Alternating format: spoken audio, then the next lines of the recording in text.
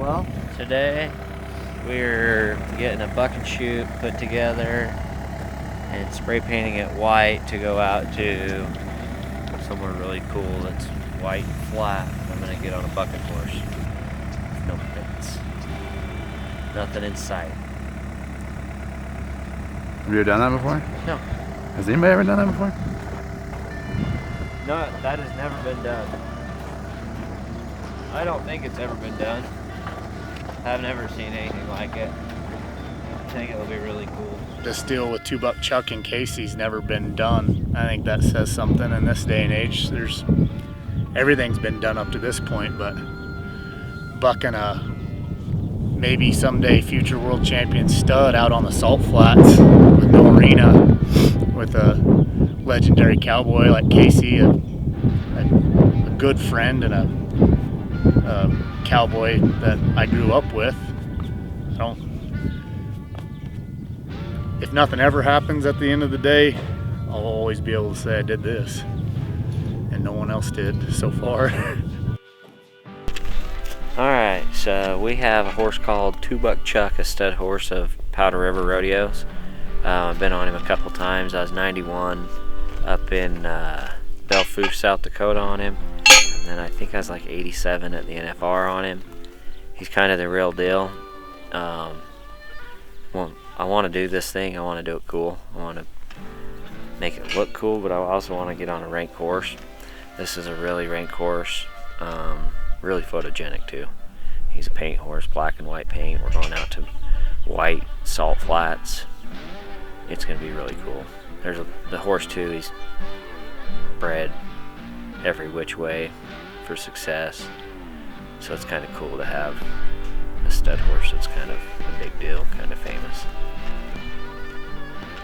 What do you think it's going to do for rodeo? I think it's going to open people's eyes that rodeo's not just in the arena, it's everywhere, and the cowboy way of life is alive and well.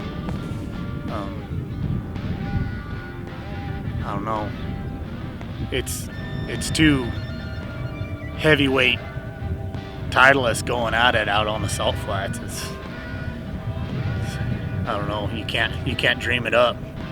And everybody around Casey's in Casey's corner and in our corner is 100% behind us to do something like that. It's just really cool that it's going to actually take place. Everybody can dream about doing something like this, but to actually make it come to life, that's pretty special. I think this is the beginning of, things that have never been seen, footage that have never been seen, to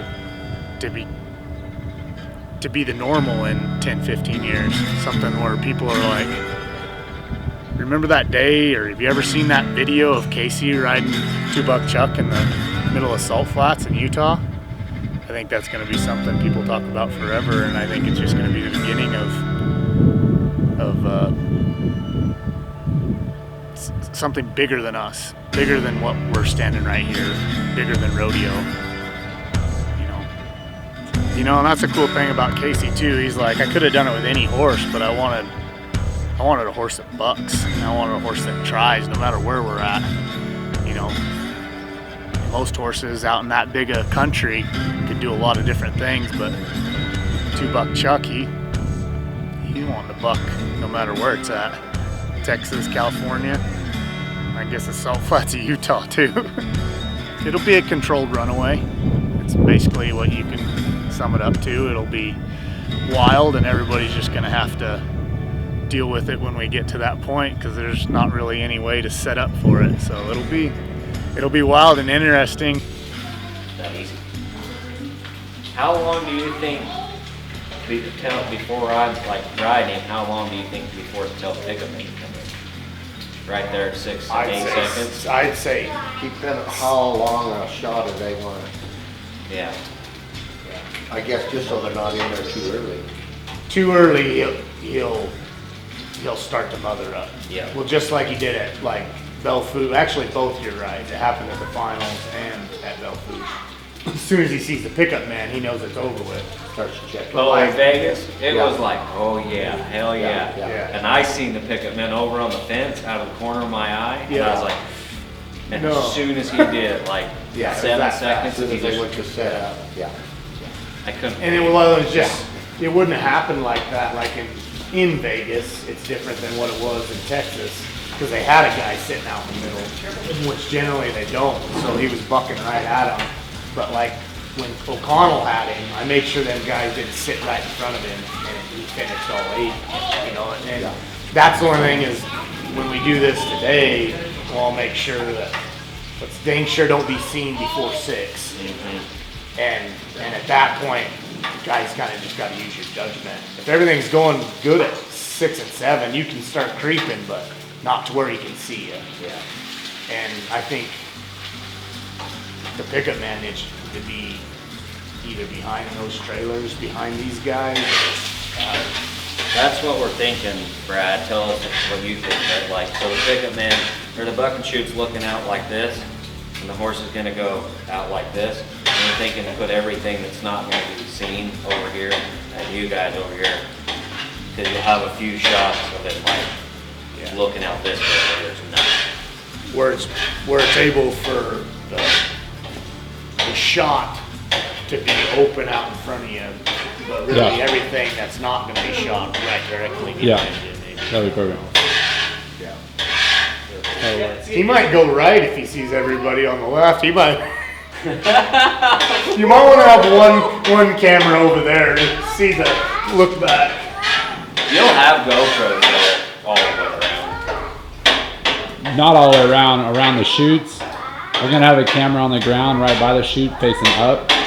It's wide, and then we'll be on long lenses looking.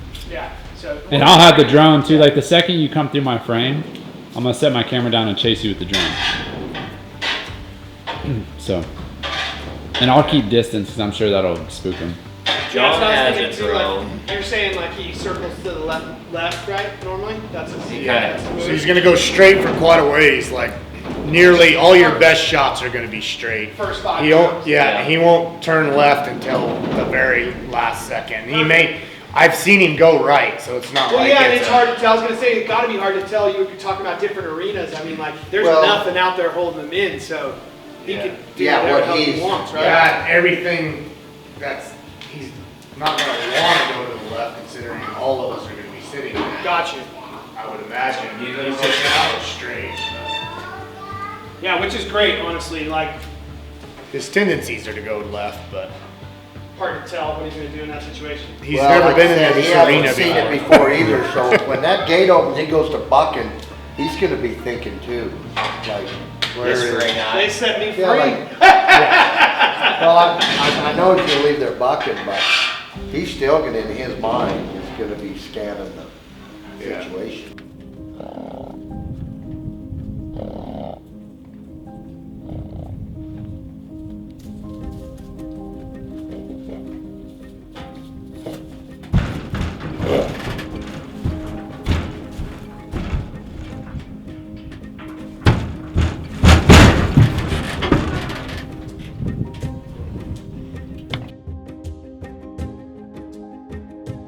Come in, or have the pickup man come in and 8 right at 8, 9 seconds, one on each side. Have your guy that's sitting to the left come to him first and get me, or trip the flank.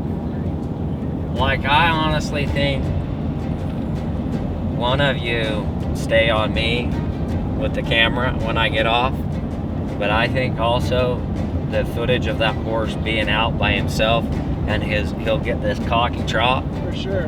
would be unique footage too. Oh, so After they get me off, I want them to come back to the buck and shoot and let that horse go do its deal.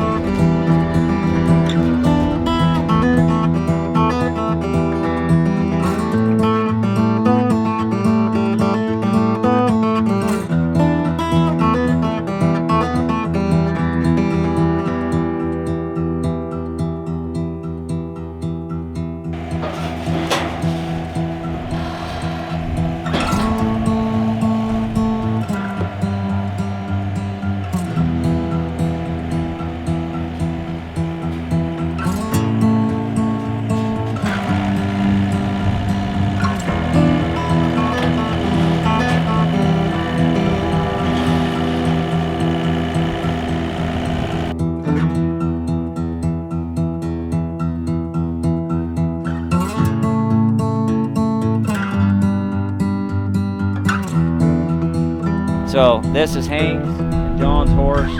He's a stud horse. He's been on mares. So let's listen sharp to what these guys have to say, how we want to handle this pickup and what we're trying to accomplish. Whoever that guy is. I want it to be wet. Okay. On cheap. All right. That'll be perfect. When you come in there, in case he's going to be starting to get his hand out, go ahead and get the flame.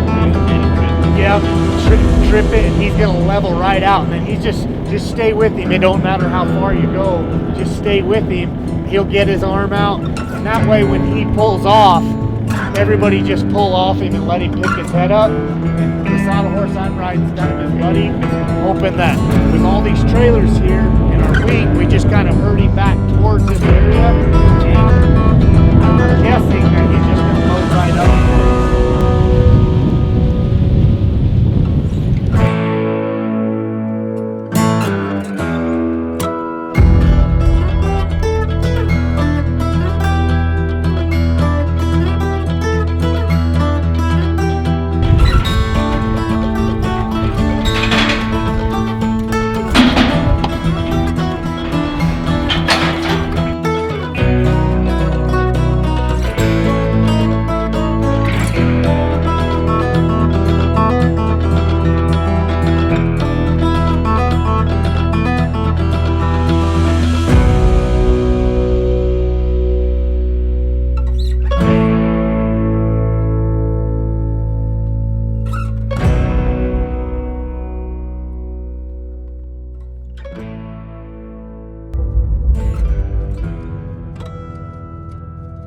Innovators only come around every once in a while. People that really push the boundaries. I was traveling up to some rodeos with Casey, driving in the middle of the night, and he says, "Matt, I want to do something no one else has ever done before. I want to get on a bucking horse out at the Salt Flats. Nothing but a buck and shoot and a couple pickup men." Of course, he wouldn't just pick any old horse. He picked 2-buck Chuck, one of the best bucking horses ever gone down the road. And he's going into unknown territory. This is just a natural stepping stone in the evolution. There's no fence. There's no safety net. Just total faith and trust in your buddies and the pickup men. Casey's not scared. I'm not convinced that Casey even chose to do this. This may have chosen Casey.